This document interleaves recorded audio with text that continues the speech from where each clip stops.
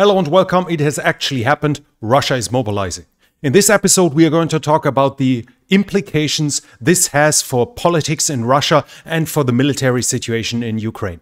This is military and history. The longer the war lasts, the more Russia and Putin are snubbed. His position vis-à-vis India and China is diminishing by the minute, while he is increasingly transforming Russia from a great power to a middle power. With the mobilization, Putin thus admits that he is about to lose the war if he doesn't act. His reference to the arms industry, whose bosses will be personally liable, shows how important not only the mobilization is in regards to the needs for personnel, but also that the material situation is no longer rosy.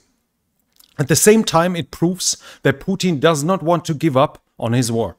Instead, he is raising the stakes. His hope is that the West will give up.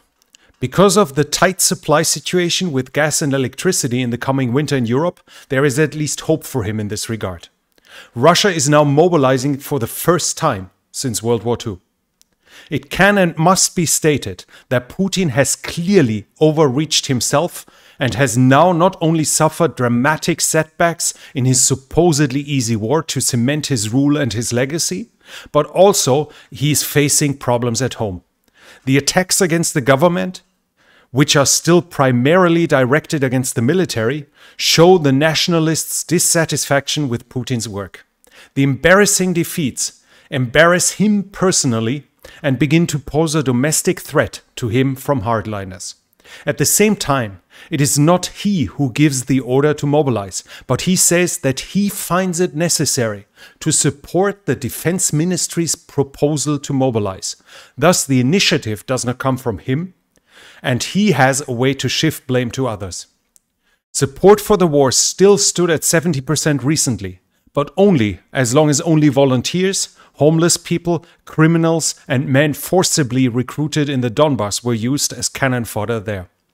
With the mobilization, the majority of the Russian population is now threatened with being directly affected by the war, often through the only son or the father of the family. The demographic disaster is getting worse with every casualty, especially since the dying young man often didn't even have had time to have children yet. While the mobilization so far only affects the direct army reserve, it is clear to everyone that if this is not enough, the mobilization will continue and the government will draw in more and more. Accordingly, flights out of Russia are fully booked, with ticket prices reaching absurd levels. I actually saw tickets being sold for $10,000, which usually cost $150. Reportedly, men of military age are no longer being sold tickets for rail and air transport. This might be a fake, though. We had some fake news in this regard. In general, this is generating a massive displeasure within Russia itself and will erode the support for the war, posing a further threat to Putin. But let's come to the military side of things. Contract soldiers are now no longer allowed to resign and are no longer being discharged.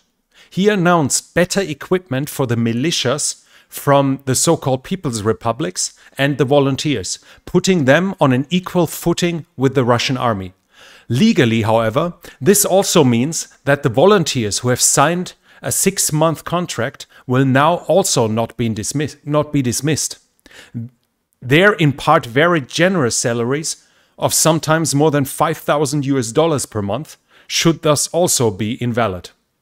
This must lead to a further demoralization and makes a transition to become a Ukrainian prisoner of war an attractive alternative. In order to successfully conduct a rapid and large-scale mobilization, massive surplus capacity must be maintained at all times. After all, the draftees must be housed somewhere. Uniforms and weapons must be available for them. They need trucks, armored vehicles, artillery, and tanks, and of course ammunition.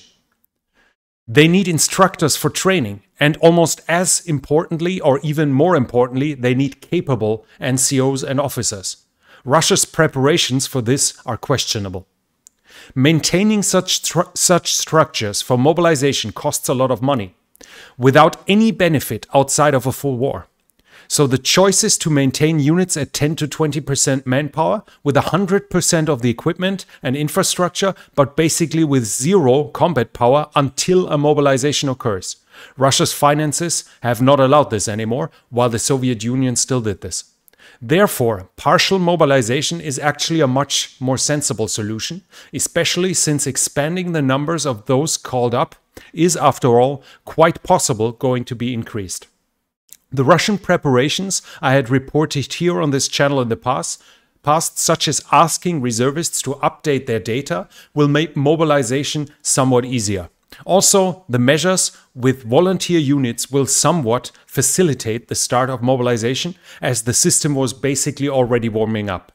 Limited to 300,000, it will allow Russia to draft soldiers who are still fairly fresh out of the military, and at least some of whom can probably be used promptly to replenish existing units because their time of service dates back only 1 to 2 years. This in turn may well have initial effects at the front line in maybe as early as 8 weeks. Putin needs reserves, though, to pull units from the front line and send them for R&R. Most units in Ukraine have fought continuously for 7 months and have a fraction of their theoretical combat power left. This should slow down the growth of Russian numbers by some time.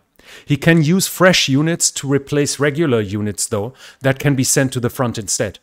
As soon as those units have been formed, the fresh units, as soon as they are registered, have their uniforms, forms and command structures, they could theoretically replace units currently guarding Kaliningrad and, for instance, the Chinese border, as training could be done there as well as anywhere else, while the units currently there can be sent to Ukraine. This could be done relatively quickly.